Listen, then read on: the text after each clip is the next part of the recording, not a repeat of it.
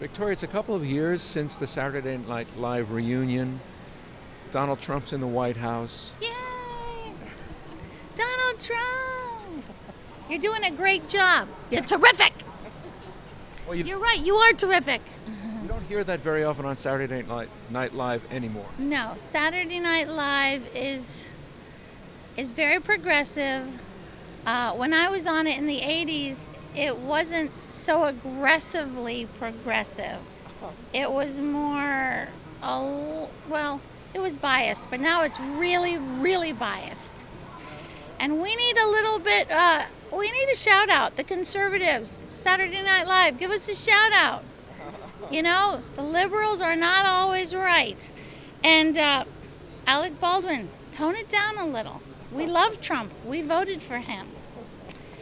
You know, it's okay to make fun of public figures a little bit, but, you know, you don't have to have hate dripping out of it. And the way that SNL worshipped Obama, that was very disconcerting, uncomfortable.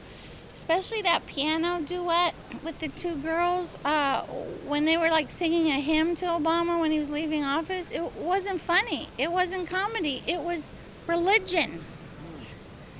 So all of us people out here in TV, we're watching land.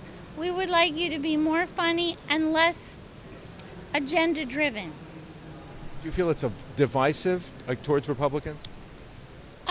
I think that the show is trying to brainwash the next generation into global secularism.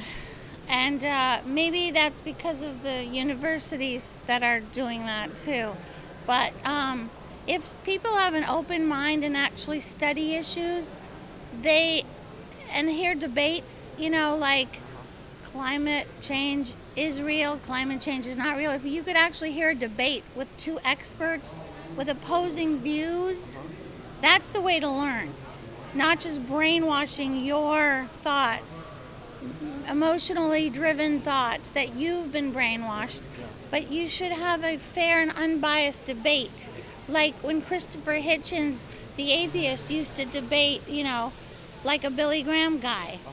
That's how people learn. They go, and then they can choose for themselves what they believe in. Yeah. And I think comedy should, in a comedy show, comedy should be king, not politically driven agenda. Yeah. How about the late night comedy shows? Typically, like what was Late Night with David Letterman, which is now Late Night with Stephen Colbert. Yes, they're very biased. The late night shows are very biased. So I'm hoping that someone like TBN will have someone after the Huckabee show, someone on like Eric Metaxas to be the new Johnny Carson. We need to get more conservative voices in late night talk shows because, you know, we don't watch. You're so biased, especially that guy, what's his name? The late night talk show host who just came off SNL, what's his name? Jimmy Fallon? No, the other one. It's a late night talk show host? The blondish guy, he just had a baby. He's really like on fire for global secularism, progressivism. What's his name again?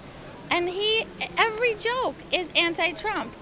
And in personal humiliating issues, not the issues, but the human being. Like when I used to talk about Obama, I didn't attack the person. I attacked the issues. Like I said he was a communist because I did research and his grandparents were in the Communist Party USA. That's a fact. That's not like saying he's ugly. That's a personal thing. You don't attack a person when you're debating politics. You attack the issues. Yes. But that guy, what's his name? Seth Meyers. Oh, Seth He's Meyers. very full of hate. Yes. For anyone who's not in his political thing, and he should lighten up. Seth, you should lighten up, and you should, you know, be more loving. Or you're losing half your audience.